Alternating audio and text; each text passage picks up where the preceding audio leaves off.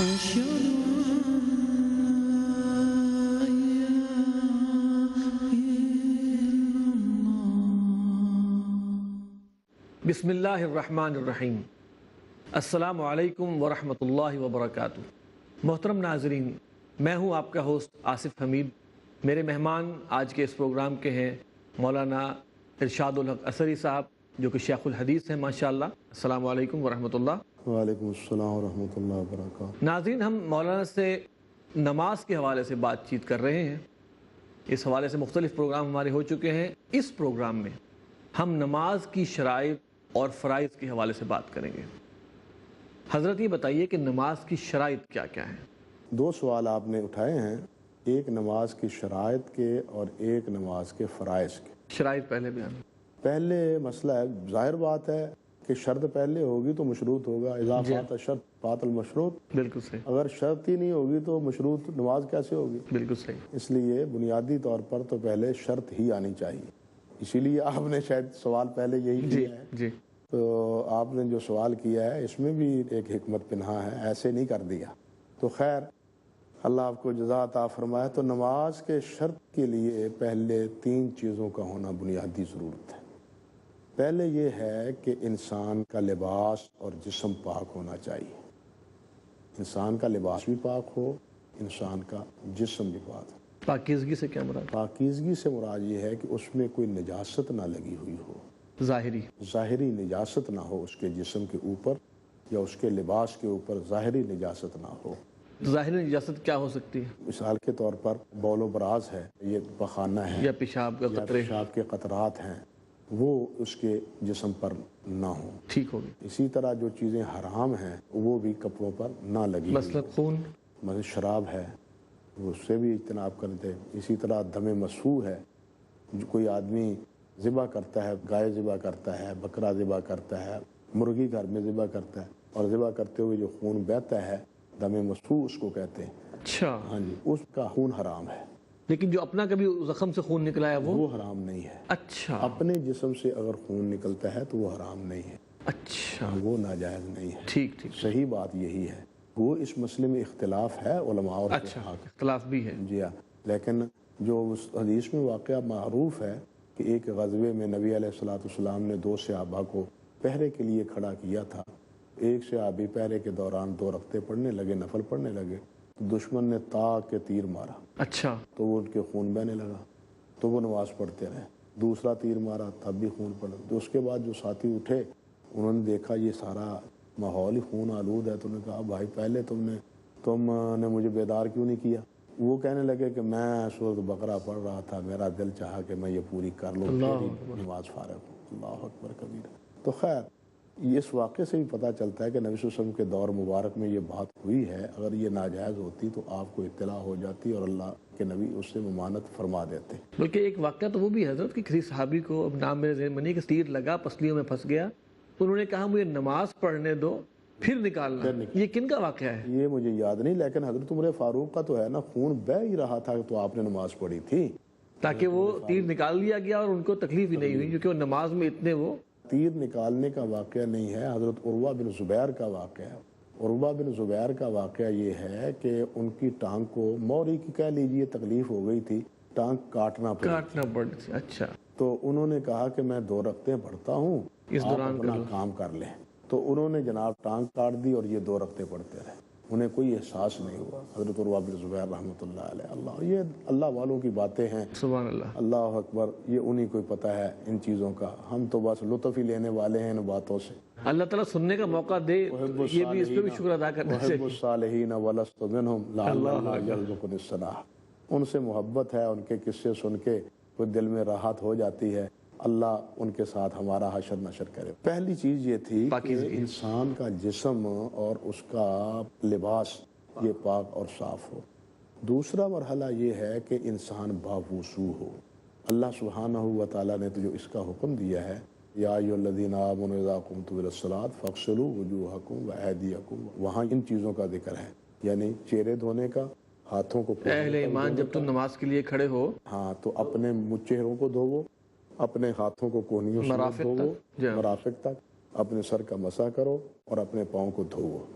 یہ 4 چیزیں ہیں. جمہور علماء کرام ان 4 کو وضو کے فرائض میں شمار کرتے بالکل ٹھیک ہو گیا. ہیں. جمہور علماء 4 کو وضو کے فرائض فرائض میں.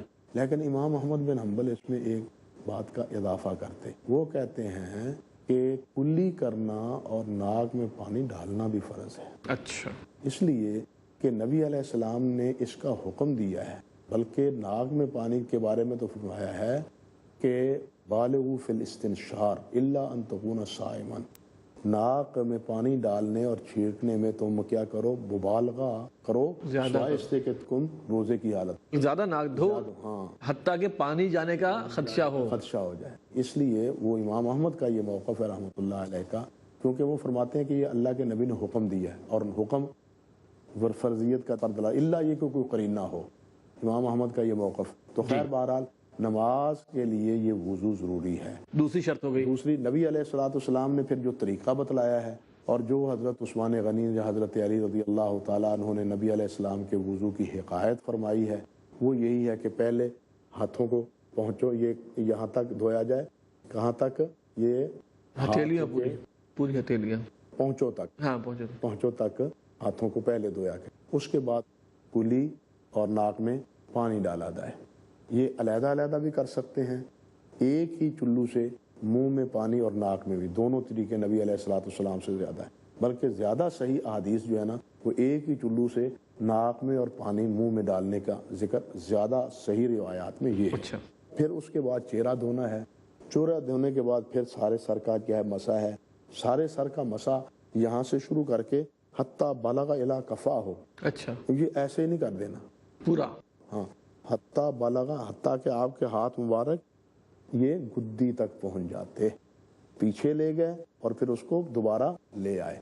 پھر اس کے بعد نبی علیہ الصلوۃ والسلام نے پاؤں پہلے اس میں ایک چیز مس ہو گئی، بازو. ہاں بازو. پھر جو ہے منہ دھونے کے بعد بازو دھونے ہیں کونیوں سمیت. جی. آج کل تنگ لباس پہنتے ہیں تو بساؤ کا ساتھی جو ہے نا وہ اوپر اچھی طرح لباس نہیں اٹھاتے تو کونی سوکھی رہ جاتی ہے. اس کا اہتمام کرنا چاہیے کہ کونی بھی سوکھی نہ رہے یہاں تک، یعنی کونیوں سمیت ان کو دھونا چاہیے. پھر اس کے بعد سر کا مسح کرنا چاہیے اور سر کے مسح کے ساتھ کانوں کا مسح بھی کرنا چاہیے. یہ طریقہ کانوں کے اندر بھی اور اس کے پچھلی جانب بھی انگوٹھے سے. یہ اس کے لیے وہی پانی جو اس کے ساتھ سر کا مسح کیا ہے وہی کافی ہے. صرف جن فقہا وہ یہ کہتے ہیں کہ وہ پہلے وضو سے ہی جو سر کا جس سے مسح کیا ہے ہاتھ کی تراوت اسی کے ساتھ انگلیوں کے ساتھ یہ کانوں کا مسح بھی کر لینا چاہیے. اس کے بعد ہے پاؤں دھونا. پہلے دایاں پاؤں پھر بایاں پاؤں. دائیں پاؤں کے بارے میں اور بائیں پاؤں کے بارے میں یہ بھی ہے کہ نبی علیہ الصلوۃ والسلام یہ چھوٹی انگلی سے خلال کرتے تھے. امام مالک رحمۃ اللہ علیہ سے کسی سے نے پوچھا کہ یہ پیروں کی انگلیوں کے خلال کے بارے میں کوئی نبی صلی اللہ علیہ وسلم کی حدیث ہے؟ تو امام مالک نے کہا میں نہیں جانتا، مجھے پتہ نہیں. امام لیث فرمانے لگے ہاں اس بارے میں حدیث ہے.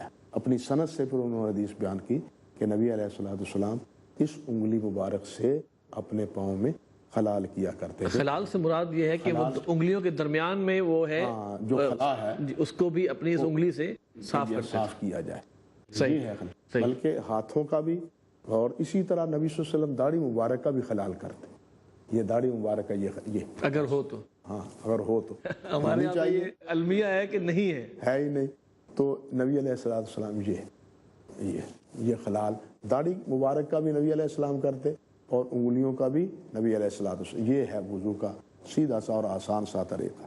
اس کے بعد رہ گیا دوسرا مسئلہ، جہاں نماز پڑھنی ہے یہ تیسری شرط آ گئی. جی.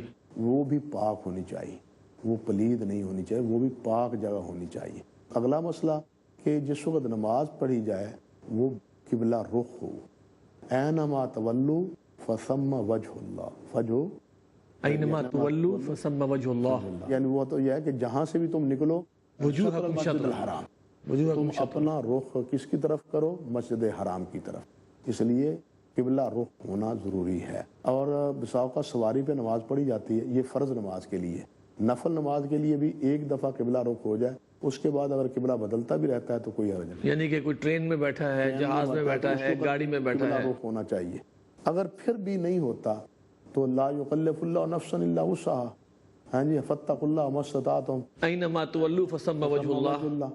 پھر اس کی صورت یہ بن جاتی ہر سمت ہی اللہ کی ہے، ہے، اس لیے کہ دین یسر میں آسانی ہے، دین میں تنگی نہیں۔ اب جہاز کا رخ آپ موڑ تو نہیں سکتے، پہلے قبلے کی طرف موڑو تو پھر اب شروع کریں۔ جی بالکل صحیح۔ اچھا، اسی طرح یہ چوتھی شرط ہوگی۔ ہاں جی، اس کے بعد اگلا مسئلہ آتا ہے یعنی قبلہ رخ ہونا کا، لباس کا، جگہ کا پاک ہونے کا، یہ ہے نماز کے شرائط میں شامل۔ اب آگے ہے نماز کے فرائض کا مسئلہ۔ اس میں ایک چھوٹا سا نقطہ ہے جو میں وقفے کے بعد آپ سے پوچھوں گا انشاءاللہ، وقفے کا موقع ہے۔ ناظرین وقفہ لیتے ہیں اور ملتے ہیں وقفے کے بعد، سٹے ود اس۔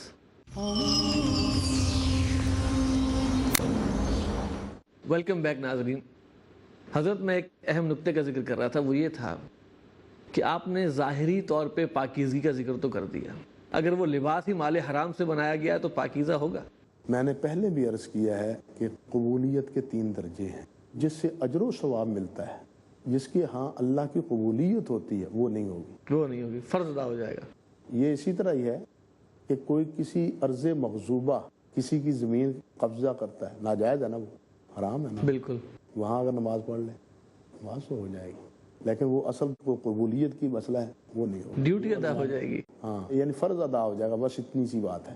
اس کے علاوہ جو اس کا جو درجہ، مرتبہ، اجر، ثواب، قبولیت اللہ رب العزت کے ہاں ہے وہ نہیں ہوگی۔ یہ فرق کیا ہے علماء کرام نے، اور حدیث پاک میں تو آیا ہے نا، نبی علیہ السلام نے فرمایا کہ وہ آدمی جس کا مطعمہ حرام و ملبسہ حرام، انا یستجاب لذلک، اس کی دعا قبول ہو تو کیسے قبول ہو؟ فملبسہ حرام، اس کا پہنا ہوا حرام کا، مطعمہ حرام، اس کا کھایا ہوا حرام کا، ووضع بالحرام، اور اس کا جسم جو بنا ہے وہ حرام کی کمائی سے بنا ہے۔ تو یہ چیز تو اللہ رب العزت کے ہاں قبولیت کے لیے ان اللہ لا یقبل الا طیبا، اللہ طیب ہے، اور طیب چیز کو ہی اللہ سبحانہ و تعالیٰ قبول کرتے ہیں، نجس چیز کو اللہ تعالیٰ قبول نہیں کرتے۔ یہ تو اللہ کی مہربانی ہے کہ فریضہ ثابت ہو گیا، ورنہ اللہ چاہتے تو یہ بھی نہ ہو، باقی نہ رہتا۔ جی تو خیر، اب آگے آتے ہیں نماز کے فرائض۔ جی، نماز کے فرائض کے بارے میں دیکھیے، پہلی چیز جو ہے نا وہ ہے تکبیر تحریمہ، تکبیر تحریمہ۔ اس سے پہلے جو حضرت پڑھی جاتی ہے وہ اللہ اکبر اللہ اکبر، وہ تو تکبیر ہے نا، جی وہ تو جماعت کے لیے صورت، جماعت کی صورت، جی وہ تو جماعت کی صورت ہے۔ میں تو فردن جی ہاں، تکبیر تحریمہ، جماعت کے مسائل تو اور بھی ہے، بالکل ٹھیک۔ جب نماز کے لیے انسان کھڑا ہوتا ہے تو اس کو قبلہ رخ ہو کے پہلے کیا کہنا چاہیے؟ اللہ، ہاتھ اٹھانے چاہیے، اور فرائض میں شامل ہے، کیونکہ تحریم و تکبیر، جو چیز حرام کر دیتی ہے نماز میں وہ کون سی چیز ہے؟ تکبیر۔ تکبیر کہے گا اللہ، حتیٰ کہ امام عبد الرحمن بن مہدی فرماتے ہیں رحمۃ اللہ علیہ، کوئی کہتا رہے اللہ العظیم، اللہ العلی، اللہ اللطیف، اللہ الکبیر، یہ کہتا رہے، نماز نہیں ہوگی جب تک اللہ اکبر ہے، کیونکہ ساری زندگی رسول اللہ صلی اللہ علیہ وسلم نے اللہ اکبر ہی کہا ہے، بالکل ٹھیک، کچھ اور نہیں کہا۔ پہلا ہو گیا تکبیر تحریمہ، اور آپ نے فرمایا بھی ہے تحریم و تکبیر، جب تک اللہ اکبر نہیں کہے گا اس وقت تک کچھ بھی کہتا نام بھی تو ہے تکبیر تحریمہ۔ اچھا، تکبیر تحریمہ کے بعد اللہ اکبر کہنا ہے، اللہ اکبر کے بعد ہاتھ باندھنا ہے، یہ مسنون ہے، فرض میں شامل نہیں ہے۔ ہاتھ باندھنا فرض میں شامل نہیں ہے، سنت یہی ہے کہ یہ پڑھا جائے۔ حضرت علی سے روایت ہے، دوسرے صحابہ کرام کے نبی صلی اللہ علیہ وسلم ہاتھ باندھتے تھے، طریقہ یہی ہے۔ دیکھیں نا، سنت اور فرض میں فرق یہ ہے کہ اس کا حکم نہیں دیا نبی علیہ السلام نے، عمل کیا ہے۔ ہم جب مسجد الحرام میں نماز پڑھتے ہیں یا دیکھتے ہیں ٹی وی کے اوپر، تو وہاں ہم دیکھتے ہیں کچھ لوگوں نے ہاتھ نہیں باندھے ہوتے، تو اس میں ایک تو فرقہ ہے جو کہ اہل سنت سے ہٹ کے ہم اس کی بات نہیں کر رہے، لیکن اہل سنت میں بھی تو کچھ سیرت ہے۔ مالک رحمۃ اللہ علیہ کہتے ہیں ہمارے رہنما وہ ہیں، وہ ہاتھ نہیں باندھتے، حالانکہ امام مالک نے موطا میں باب باندھا ہے بذل الیدین کا، ہاتھ باندھنے کا، لیکن یہ پتہ نہیں انہوں نے کہاں سے لے لیا، وہ مدونہ سے غالباً یہ مسئلہ انہوں نے لیا، مدونہ ابن قاسم سے، تو وہیں سے یہ مالکیوں کی ہاں بات جو ہے معروف ہو گئی، ورنہ حقیقت اس کی نہیں ہے، اور یہ فرض نہیں، یہ سنت۔ جی آگے چلو۔ اچھا، اس کے بعد دوسرا مرحلہ آتا ہے تسبیحات پڑھنے کا، ہم ذکر کرتے ہیں صرف فرائض کا، جی فرائض، جی فرائض، ہمیں فرائض چاہیے۔ اس کے بعد ہے قرات، اس کے بعد قرآن مجید کی قرات، اور قرات میں سب سے پہلے کیا؟ سورۃ فاتحہ۔ سورۃ فاتحہ نماز میں نے پہلے بھی ایک دفعہ عرض کیا ہے کہ یہی مناجات ہے، بالکل ٹھیک، سورۃ فاتحہ ہی مناجات، نبی علیہ السلام نے اس کو ہی نماز کرا، المصلی یناجی ربہ، تو جو مناجات ہے وہ فاتحہ کے بغیر نہیں ہوتی، ٹھیک ہے، حتیٰ کہ یہاں تک کہا گیا ہے، علماء نے بعض نے تو یہاں تک کہا ہے سارا قرآن پڑھ جائے فاتحہ نہیں پڑھے گا نماز نہیں ہوگی، بعض نے تو یہاں تک بھی کہا ہے۔ اس کے بعد رکوع ہے، اچھا یہ بھی فرائض فرائض میں بالکل شامل۔ ٹھیک، قرآن نے حکم دیا ورکعوا، ورکعوا بالکل ٹھیک ہے، اس کے بعد ہے رکوع کرنا ہے۔ ٹھیک ہو اور گیا، رکوع کرنا صرف جھکنا نہیں ہے، رکوع یہ نہیں بلکہ رکوع کرے، نبی علیہ السلام نے حکم دیا ہے ثم ترکع حتی تطمئن راکعا، یہ رکوع کرو یہاں تک کہ تم اطمینان سے رکوع کرو۔ سکون آ جائے اس اطمینان فی الرکوع، یہ بھی رکوع کے ساتھ فرض ہے۔ جی، گویا اگر اطمینان کے ساتھ رکوع نہیں کرے گا تو آپ نے اس کو فرمایا تھا ارجع فصلی فإنک لم تصلی، کہ نماز نہیں۔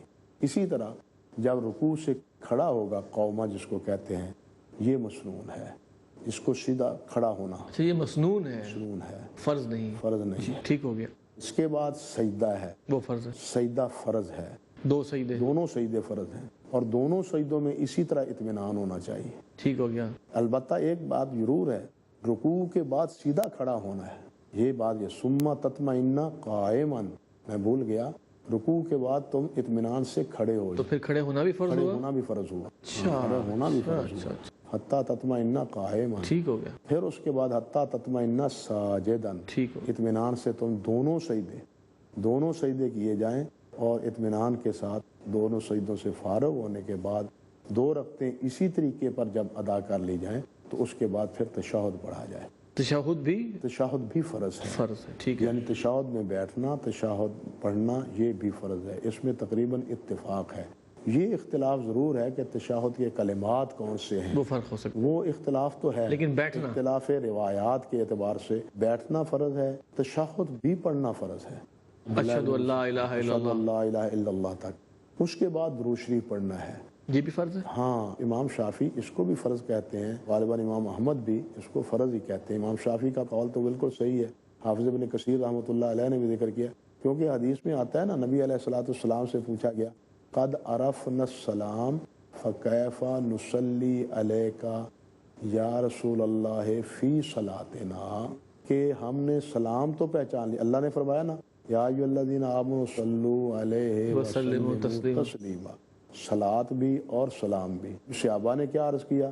قد عرفنا السلام، سلام تو ہم پہچان گئے، السلام علیک ایھا النبی ورحمۃ اللہ، لیکن کیف نصلی علیک فی صلاتنا یا رسول اللہ، تو یہ بتا دیا گیا نماز آپ نے فرمایا قولوا اللہم صلی علی محمد وعلی آل محمد اللہم بارک علی محمد وعلی، یہ سارا درود شریف۔ اس کے بعد آپ چاہیں دعا کریں، نہیں سلام پھیرنے کے میں بعد وہی کہتا ہوں، اس کے بعد اور نہ دعا پڑھیں اچھا رب اجعلنی بھی ضروری نہیں ہے، نہیں ضروری، اچھا، لیکن آپ نے اس کے بعد یہ ضرور فرمایا ثم لیختر من ای دعاء شاء، اچھا کوئی بھی دعا پڑھ کوئی لے، بھی دعا پڑھ سکتا۔ نبی علیہ الصلوۃ والسلام نے، البتہ یہاں ایک بات ہے، حافظ ابن حزم رحمۃ اللہ علیہ کا خیال ہے کہ یہ جو دعا ہے نا تعوذوا من اربعین، یہ بھی فرض ہے، کیونکہ نبی علیہ الصلوۃ والسلام نے حکم دیا ہے 4 باتوں کی اللہم انی اعوذ، 4 چیزوں سے پناہ پناہ مانگو، ان 4 چیزوں کا نبی علیہ السلام نے نماز کے موقع پر دعا پڑھنے کا حکم دیا ہے۔ اچھا، ابن اعظم یہ کہتے ہیں، اور وہ کیا ہے؟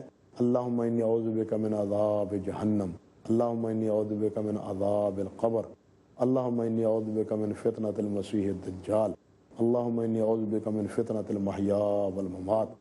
یہ 4 چیزیں ہیں، بڑا جامع ہے۔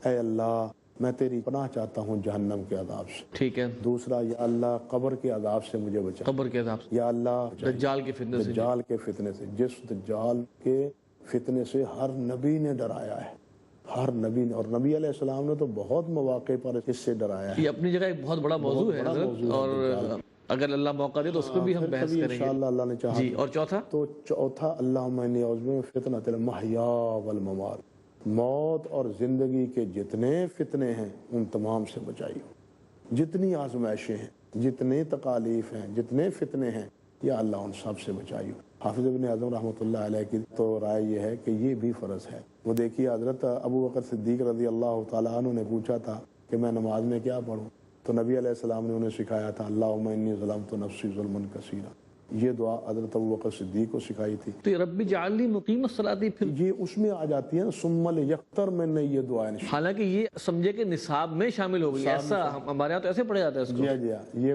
پڑھا جاتا ہے, سکھایا بھی اور پڑھنا جائز ہے, صحیح پڑھنا ہے, چاہیے. بالکل ٹھیک ہے, سب سے پہلے تو وہ پڑھنی چاہیے جن کا حکم دیا ہے. ٹھیک ہو گیا. سب سے پہلے وہ حکم, اس کے بعد ثم لیختر جو چاہے یہ پڑھے. دعا انشاء ٹھیک. جس کو چاہے آپ اس سے فارغ. جب یہ دعا بھی پڑھ لی, اس کے بعد پھر کیا ہے, سلام ہے. السلام علیکم ورحمۃ اللہ, السلام علیکم ورحمۃ اللہ. نبی علیہ السلام سلام بھی فرائض میں ہے.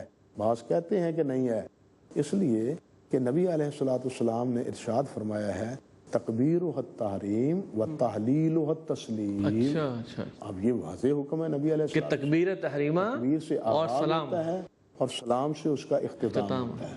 اب یہ واضح حکم ہونے کے بعد یہ کہے کہ آدمی جون سا چاہے عمل کر لے تو مرضی کی بات ہوئی نا. اچھا, اب حضرت تھوڑا سا ٹائم ہے, ایک چیز میں آپ سے پوچھنا چاہوں گا مختصراً. جی نماز میں دعا تو مانگ لی, یہ بعد میں دعا کا کیا سلسلہ ہے؟ بعد کی نماز کا دعا جو ہم السلام علیکم ورحمۃ اللہ, السلام علیکم ورحمۃ اللہ, اللہم صلی, یہ نہیں ٹھیک, یہ ثابت نہیں, یہ کوئی ثابت نہیں.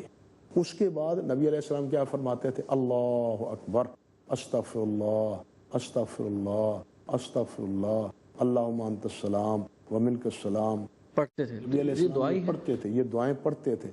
پھر سبحان اللہ الحمد آیت الکرسی پڑھنے کا حکم دیا نبی علیہ السلام. یعنی مسنونہ اوراد اور وظائف اور اذکار جو نماز کے بعد ہیں وہ ہیں, ان کو پڑھنے کے بعد اگر کوئی دعا مانگتا ہے ٹھیک ہے, انفرادی طور پہ دعا مانگ سکتے ہیں. مانگ سکتے ہیں. وہ اگر مانگنی ہے تو پھر کب مانگے, مسنون دعاؤں کے بعد. جی ٹھیک. اگر مسنون دعاؤں سے پہلے مانگتا ہے تو وہ مسنون طریقہ ختم کرتا ہے. بدعت کیا ہوتی ہے, جہاں سنت ختم ہو جائے نئی چیز آ جائے. اب سنت تو یہ ہے اللہ اکبر, استغفر اللہ استغفر اللہ, اللہم انت السلام, اللہ لا الہ الا هو الحی القیوم, سبحان اللہ الحمدللہ, اللہ اکبر, لا الہ الا اللہ وحدہ لا شریک لہ. یہ دعائیں نبی علیہ السلام پڑھتے تھے. تو یہ مسنون ان دعاؤں کو چھوڑ کے ہاتھ کھڑے کر کے ابھی تو دعا سے فارغ ہوئے, جاؤ محلے دعا تھا, جو اصل وقت دعا کا تھا, وہاں تو ہم نے اتمام کیا نہیں. آپ سلام سے جب فارغ ہوئے تو ہاتھ کھڑے کر لیے, مسنون کو بھی چھوڑا ہے, منمانی بھی کی ہے. میرا تو خیال ہے کہ حضرت صاحب یہ ٹھیک نہیں, اس سے بچنا چاہیے. ہاں مسنون